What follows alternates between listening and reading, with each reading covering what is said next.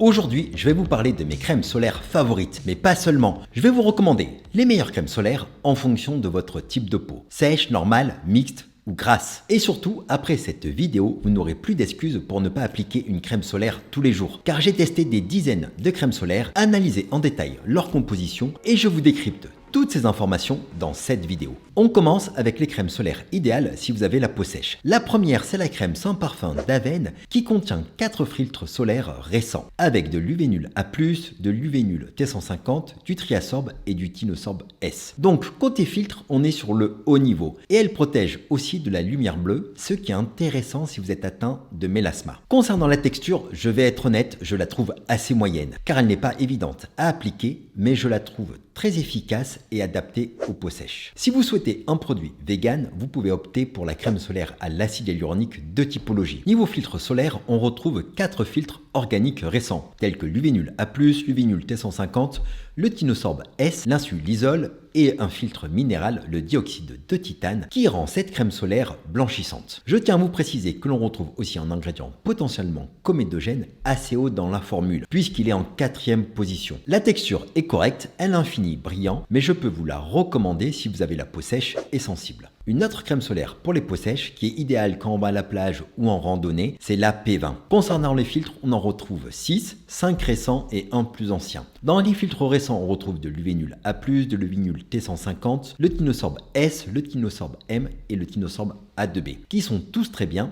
Et en filtre ancien, l'Octisalate, qui n'est pas le meilleur filtre, mais qui n'est pas dangereux. Et concernant la formulation, elle est assez grasse. Elle ne contient que des filtres solaires solubles dans le gras et des émollients en début de formule. Parmi tous ces filtres, elle contient un filtre qui est hybride et qui peut laisser un léger résidu blanc sur la peau. Maintenant, parlons des crèmes pour peau normale. Cela veut dire que vous pouvez les utiliser si vous avez la peau normale, la peau légèrement sèche ou la peau légèrement grasse. La première, c'est la Cicavit Plus de SVR. On retrouve au total 49 ingrédients et on est loin d'une formule minimaliste. En début de formule, on retrouve surtout des ingrédients gras et 4 filtres solaires relativement récents. L'Uvénol A+, l'UVA Sorb, le Tinosorb S et l'Uvénol T150. Quand on analyse sa composition, on peut noter qu'elle contient du silica en 6e position, qui est un ingrédient absorbant et asséchant. Donc on est sur une crème solaire relativement bien équilibrée, mais je ne la recommanderais pas si vous êtes sujet aux imperfections. L'autre crème solaire qui peut être intéressante de parapharmacie, c'est la Photoderm Aquafluide SPF 50 de Bioderma. Côté filtre solaire, on retrouve de l'UVA Sorb HB, de l'Uvénol A+,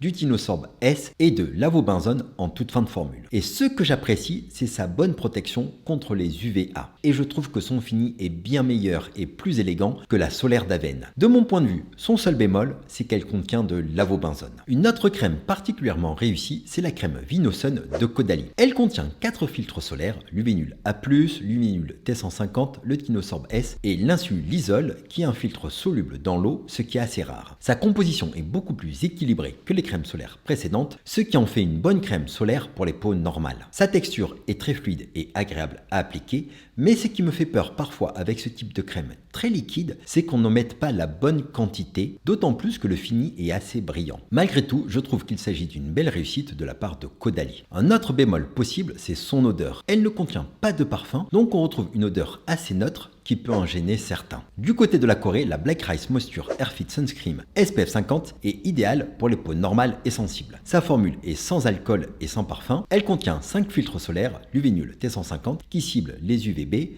le Mexoryl XS qui cible les UVA longs et courts, l'Uvénol A+, qui cible les UVA, le Parsol SLX qui cible les UVB et le Tinosorb S qui cible les UVA et les UVB. Sa formulation est bien équilibrée entre ingrédients gras et ingrédients aqueux et sa richesse en extraits végétaux supporte le système oxydant de notre peau. Maintenant, je vais vous présenter la Sunfluid Anti-Âge Visage de Cyrine. Je trouve cette crème assez bien formulée, mais elle n'est pas sans défaut. Elle contient 5 filtres solaires, de l'avobenzone, du Tinosorb S, de l'Uvénol T150, de l'Uvénol A+, et de l'insulisol. Ce qui caractéristique cette crème, c'est la présence d'alcool asséchant en 4e position dans la formule. L'alcool dans les crèmes solaires sert de solvant pour bien dissoudre les filtres solaires et permet aux crèmes solaires de ne pas être trop grasses. Cependant, malgré ce que veut bien nous faire croire certains industriels, l'alcool en début de formule, ce n'est vraiment pas conseillé si vous avez la peau sèche ou la peau sensible. Dans ce cas précis, l'alcool est en 4e position, ce qui est assez haut, mais beaucoup moins haut que ce que l'on verra par la suite pour les crèmes solaires solaire destiné aux peaux grasses. Pour continuer avec les crèmes équilibrées, j'ai testé le lait solaire à l'huile d'abricot bio de La Rosée. On retrouve 4 filtres solaires récents de l'Uvénul A+,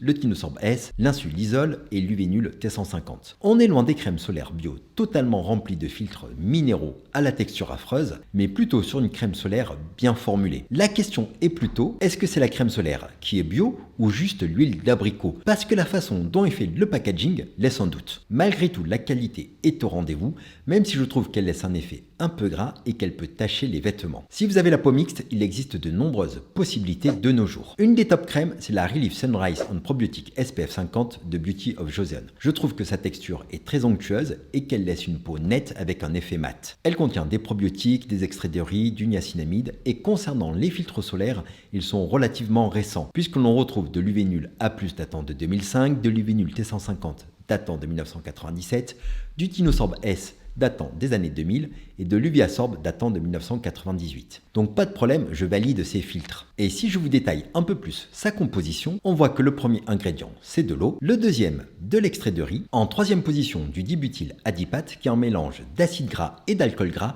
qui sert de solvant au filtre solaire. Puis de nouveau un humectant et ensuite on retrouve des filtres solaires et énormément d'extraits végétaux. Et pour résumer, on est sur une crème solaire sans parfum, sans alcool et de très bonne qualité. Une autre crème solaire intéressante, c'est la Fusion Water Magic SPF 50 Disdin. Dans cette crème, on retrouve 5 filtres solaires, l'Octisalate, l'Uvénul T150, le Tinosorb S, l'Avobenzone, l'Insulisol, 3 silicones et de l'acide hyaluronique. On est sur une jolie formulation, légère et relativement liquide, donc il faut bien faire attention à en appliquer assez. Donc si vous n'êtes pas sensible à l'Avobenzone et que vous aimez les crèmes solaires parfumées, cette crème peut vous convenir. Pour continuer, on va parler de la Sunsecure Blur sans parfum SPF 50 de SVR. Cette crème contient 4 filtres solaires, de l'Uvénul A+, l'Uvénul T150, l'Uviasorb HEB, le Tinosorb S, que des filtres récents. Et la particularité de cette crème, c'est la présence de silica en seconde position. Sa texture est veloutée et a un véritable effet flouteur d'optique. Et elle contient aussi un colorant jaune à base d'oxyde de fer qui lui donne une teinte orange. Donc on est sur une crème solaire unique et bien formulée,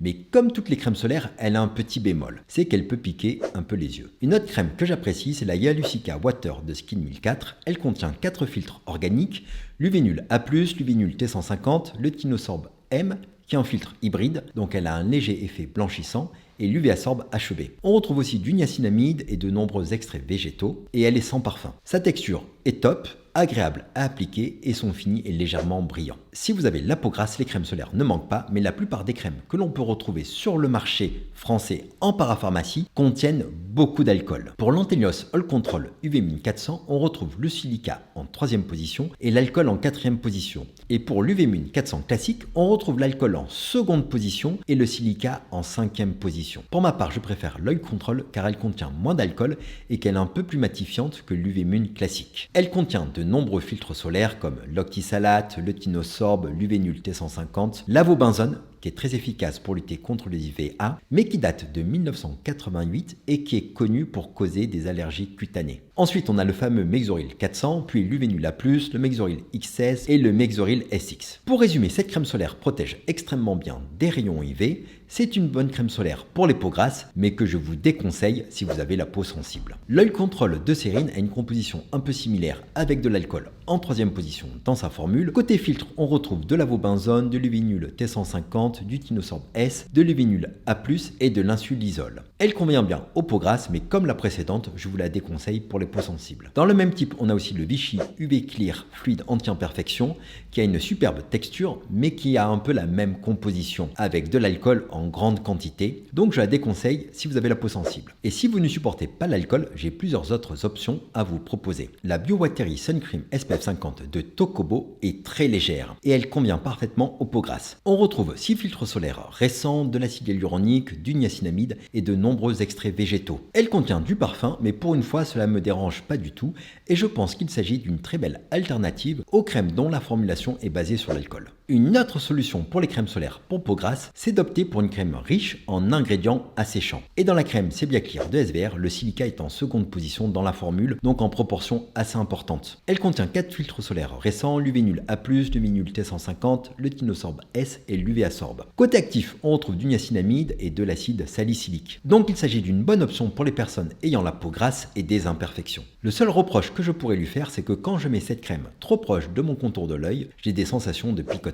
Et si vous avez la peau grasse et qu'aucune des crèmes que j'ai citées ne vous convient, n'hésitez pas à faire votre choix parmi les recommandations pour les peaux mixtes. Avec toutes ces crèmes solaires classées par type de peau, j'espère que vous allez pouvoir trouver votre bonheur. Prenez soin de vous et à bientôt